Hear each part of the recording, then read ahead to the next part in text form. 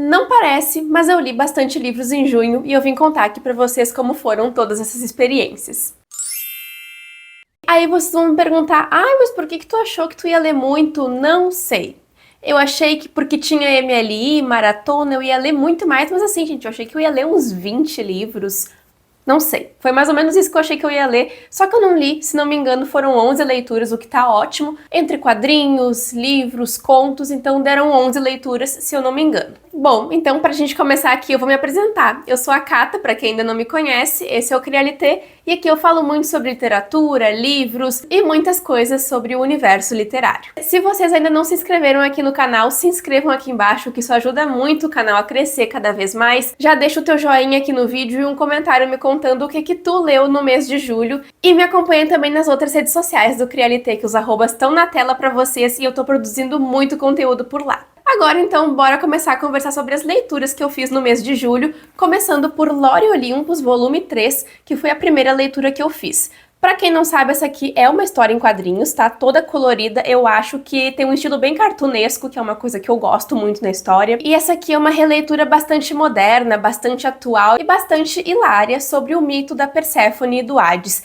Existem algumas coisas que são um pouco mais suavizadas, vamos dizer assim, como por exemplo o rapto da Perséfone, algumas coisas que acontecem aqui, a relação dela com o Hades e a própria relação do Hades com outros personagens, com os irmãos deles, os três grandes, por exemplo, e no geral é uma história muito divertida e muito engraçada. Ela tem alguns assuntos mais pesados, alguns assuntos que podem gerar alguns gatilhos, mas em todo o começo de cada livro existe um aviso de gatilhos para as pessoas poderem aí se orientar bem direitinho antes de pegar a história para ler. Eu gostei muito do primeiro volume, o segundo já tive uma quedinha ali com ele, não gostei tanto, mas eu acho que eu tô me reconectando um pouco mais com a história a partir desse volume aqui. Eu sei que é uma série gigantesca que não vai acabar nunca, eu acho, nem sei se acabou até agora, mas eu gosto muito da vibe da história, eu gosto bastante da Perséfone e do Hades. Tem alguns pontos aqui da história que às vezes acabam me atrapalhando um pouco na experiência, como por exemplo, alguns comportamentos da Perséfone que eu não concordo tanto assim. Não sei se é uma coisa individual minha, não sei se muitas pessoas também acham isso, mas algumas coisas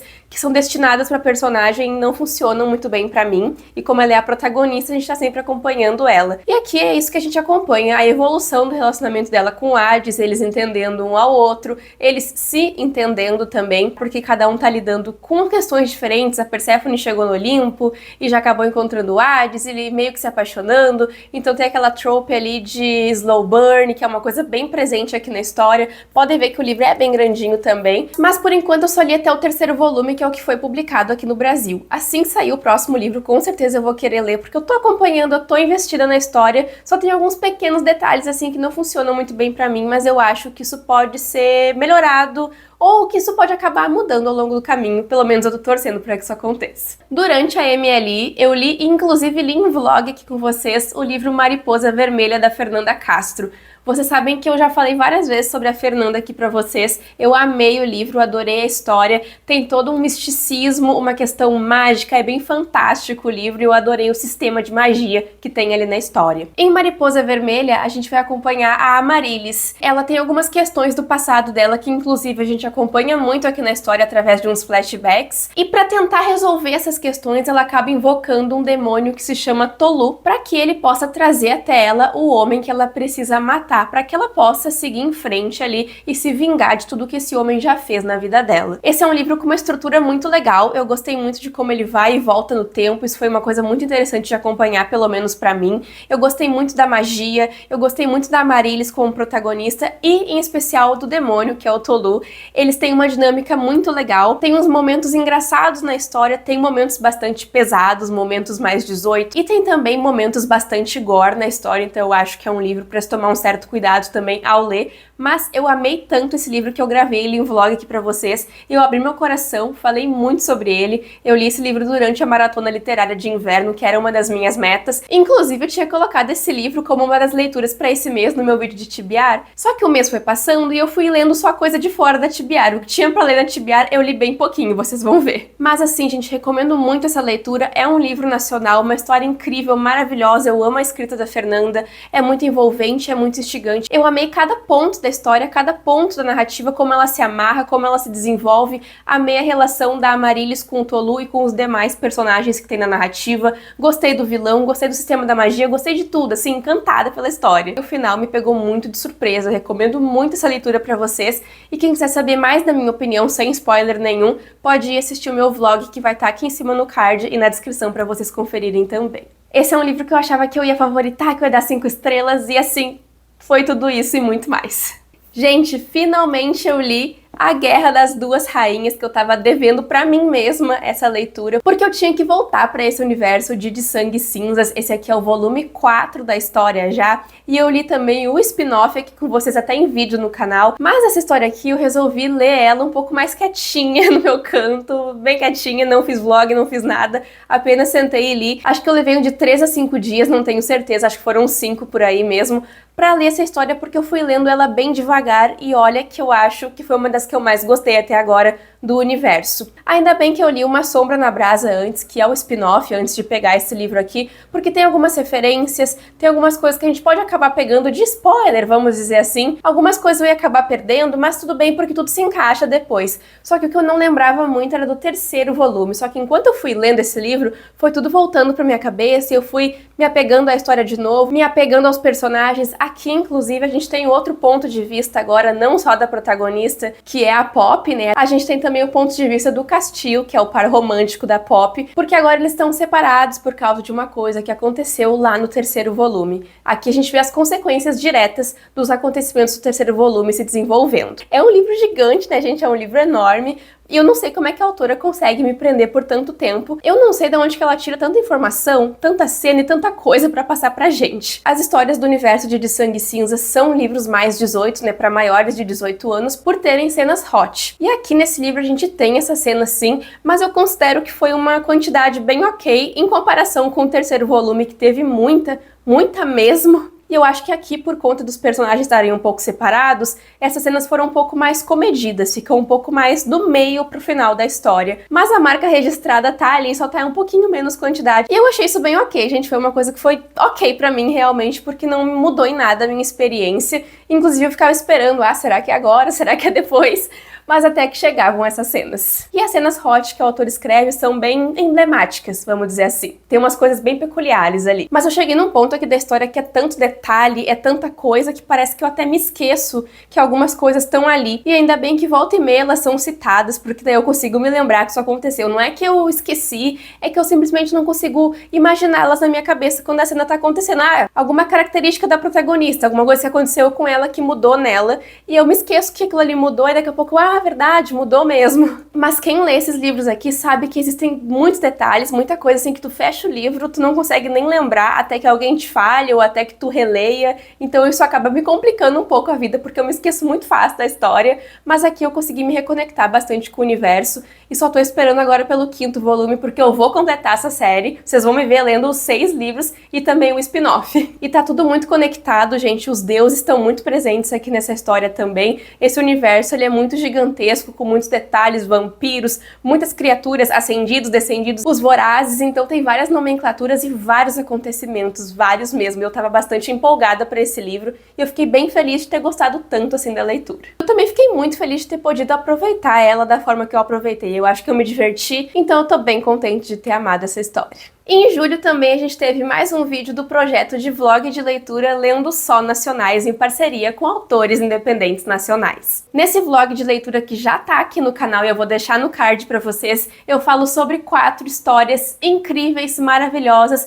que se vocês assistirem o vídeo, vocês vão ver que eu amei cada uma delas. A primeira história que a gente leu foi um conto da Tati Durães, que se chama Apague as Luzes ao Anoitecer, com uma capa linda. Juro pra vocês, gente, é uma capa mais linda que a outra nesse vídeo, tá? Se preparem. Esse é um conto para maiores de 18 anos por ter cenas hot e também cenas bastante gore ali na história ali. A autora não poupa detalhes pra gente em alguns momentos. E aqui nessa história a gente acompanha a protagonista Gabriela. Ela mora perto de uma cidade bastante turística nos Estados Unidos que se chama Death Harbor. Mas essa cidade ela tem algumas peculiaridades, como por exemplo um toque de recolher que acontece ali no final do dia. Nesse momento ninguém mais fica na cidade, os turistas já foram embora e todo mundo se recolhe para suas casas, mas ninguém sabe o porquê. Até que um dia Gabriela vai acabar descobrindo o porquê de tudo isso quando ela acaba ficando presa com um grupo de turistas lá em Death Harbor depois do toque de recolher. Adorei a pegada desse livro, é uma pegada super dramática, tem toda uma questão da vida pessoal da protagonista presente ali também, e sem contar o desespero que a história causa na gente também, porque dá uma aflição pesada quando a gente vê os protagonistas presos ali naquela cidade sem entender o que tá acontecendo, e também os mistérios que a gente vai acabar descobrindo junto com a Gabriela, tudo de ruim que acontece ali depois que as luzes se apagam. Outro conto que eu li nesse vídeo se chama Bisão Nascente, do Dennis Schmidt, onde a gente vai acompanhar duas crianças que vivem entre o deserto, uma de cada lado, e eles acabam se comunicando por uma linguagem ali de sinais. Eles vão mandando mensagens um pro outro. É bem legal essa parte. Eles trocam essas mensagens criptografadas por causa que eles não podem atravessar o deserto para se encontrar, porque o deserto é um lugar proibido. Mas a gente sabe que o Ollie e o Sev, que são os protagonistas, vão acabar se encontrando de um jeito ou de outro e vão acabar se conhecendo e entendendo muito mais sobre a vida dos humanos ali naquele lugar, naquele planeta, enquanto eles aprendem um pouco mais da cultura de cada um deles. E a gente vai acabar descobrindo também a origem daquele planeta e o que o Bisão Nascente tem a ver com toda essa história. O Dennis, ele tem uma escrita linda, poética, cheia de mensagens, cheia de ensinamentos. Aqui a gente fala muito sobre natureza, sobre o papel do ser humano na sociedade e todas as coisas ruins que a gente faz pro nosso planeta. Aqui a gente fala muito, de uma forma muito linda, muito poética, sobre a amizade também, e é um conto que enche o coração da gente, que preenche o coração e deixa aquele quentinho, dá uma sensação de abraço, realmente. Amei esse livro e recomendo muito pra vocês também. É um conto super curtinho de ler. Eu li também o conto da Bela Fernandes, que se chama 12 Princesas e um Detetive, que é inspirado no conto dos irmãos Grimm, As 12 Princesas Bailarinas, que também é aquele filme da Barbie, vocês sabem, né? Aqui nessa história a gente vai acompanhar um detetive, que é o Brunner. Ele é muito famoso por todos os casos que ele já solucionou, e ele é convidado para uma festa ali na realeza, mas ele vai acabar descobrindo também que ele está sendo chamado para investigar os desaparecimentos das 12 princesas ali daquele castelo. Elas vivem no mesmo andar ali, em cada uma no seu quarto, porque aqui a gente tem privacidade, mas todas as noites elas acabam desaparecendo e ninguém consegue descobrir para onde que elas vão. Então vai ficar nas mãos do detetive Brunner descobrir o que tá acontecendo com essas princesas e para onde elas vão. Essa história aqui é cheia de magia e ao longo do caminho a gente vai descobrindo cada detalhe, e quando a gente descobre uma coisa, outra coisa aparece, e outra coisa aparece, a gente descobre uma, e assim a gente vai indo até o final da narrativa. É uma história realmente muito mágica, com seres feéricos e muito romance. Tem bastante romance aqui, mas não é bem o que vocês estão esperando, então se preparem que essa parte vai surpreender muito também, além da fantasia. Amei essa história, sou muito fã do trabalho da Bella e é claro que eu recomendo muito pra vocês que curtem histórias de feéricos,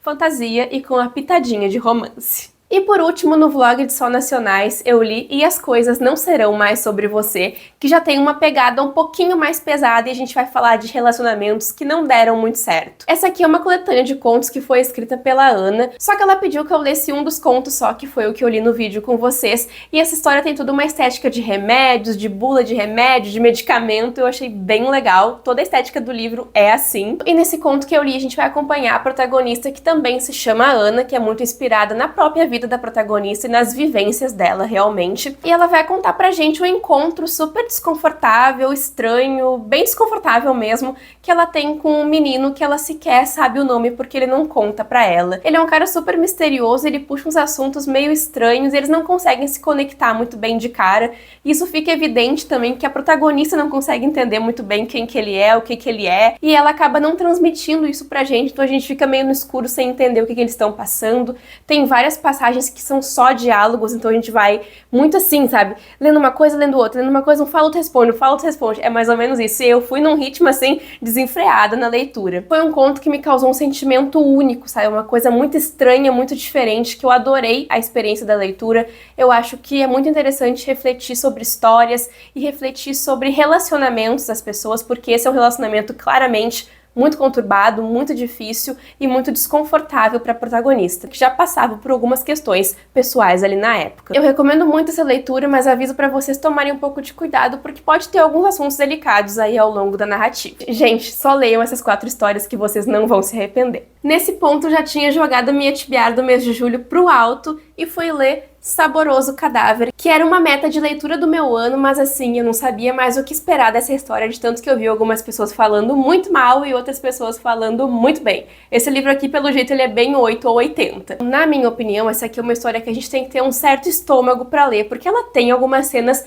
muito pesadas, algumas cenas muito nojentas também, pelo menos da minha perspectiva, eu achei que foram bem nojentas. Aqui nessa história, um vírus, alguma coisa assim, atingiu os animais, tornando a carne deles mortal para o nosso consumo. Então, a partir disso, o ser humano ele não conseguiu parar de consumir carne. Era impossível parar de consumir carne. Dessa forma, a solução que encontraram foi consumir carne humana. Só que a coisa aqui tem um patamar mundial, pelo que eu percebi na narrativa, e existem frigoríficos, abatedouros, onde pessoas, seres humanos, são criados para abate e para consumo. E é isso.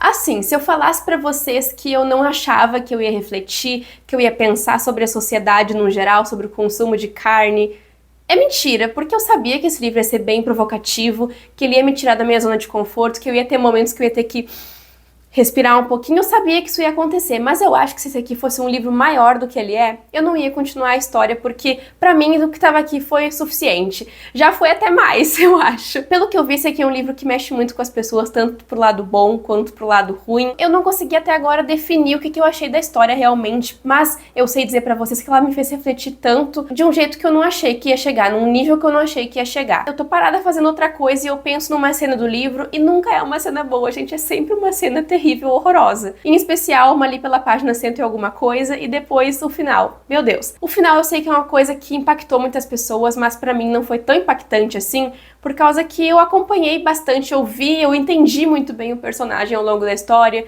e o final é só um reflexo de quem ele foi o livro inteiro. Então, pra mim, eu já imaginava que aquilo ali fosse acontecer até antes e tava esperando até coisas piores. Não sei o que poderia ser pior, mas assim, tudo que entregasse pra mim ali, eu ia falar, ah, faz sentido com ele. Mas esse aqui é um livro que provoca demais. Olhem pra essa capa. Isso aqui é o livro. O final tem uma frase, a última frase, assim, realmente a última frase do livro é exatamente o que diz aqui na capa. Eu terminei o livro, eu fechei ele e falei, é a capa. Aqui tá a explicação certíssima da capa. Muito além da questão do consumo da carne humana, que é também uma referência a isso. Mas, gente, a última frase é chocante. O livro todo é chocante, ele é feito pra isso. Cada vez que eu vejo alguém falando sobre o livro, eu penso mais sobre ele me provoca mais, então eu acho que nesse ponto foi um livro que me pegou muito. Mas eu queria também saber de vocês, se vocês já leram o livro, o que vocês acharam, qual que é a opinião de vocês. Comentem aqui embaixo e me contem também se vocês querem ler esse livro, porque aqui nessa história cabe uma discussão gigantesca sobre muitas coisas, sobre o consumo da carne, sobre o que existe aqui na história, e eu tenho certeza que eu vou ficar muito tempo ainda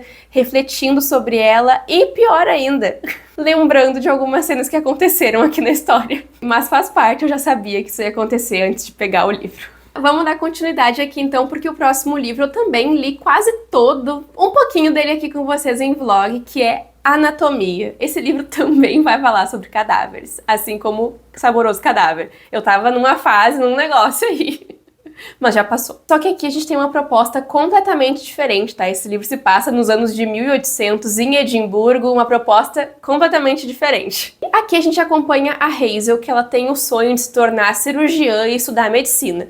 Mas como ela é uma mulher no século XIX, a gente sabe que as coisas antigamente não eram como são hoje em dia, ela acaba pegando algumas roupas masculinas para conseguir se passar por homem e ir, de fato, estudar. Só que ela acaba sendo pega por um desses professores que acaba dando uma oportunidade ali para ela, só que para isso ela vai ter que estudar medicina sozinha. E para estudar medicina sozinha, ela precisa de cadáveres. E quem consegue esses cadáveres? O Jack, que ele é um cara que pega esses cadáveres lá do cemitério, ele pega, cava, faz tudo que tem pra fazer e vende eles para que essas escolas, essas pessoas possam estudar e fazer o que bem entender. Nem sei, aqui o foco é esse. A partir disso a gente vai acompanhar a história se desenrolando e também a relação romântica da Hazel com o Josh. Ao longo do caminho, a gente vai ver a Hazel tendo que se provar várias vezes, vendo se ela realmente tem capacidade para tudo aquilo, e ela colocando muito em jogo ela mesma. E essa questão do roubo de corpos, né, também muito presente aqui na história, isso é muito relevante, com certeza é algo muito presente na história também, e com certeza é uma coisa que vai trazer consequências no livro também. Mas eu amei esse livro aqui. O começo foi um pouquinho mais difícil,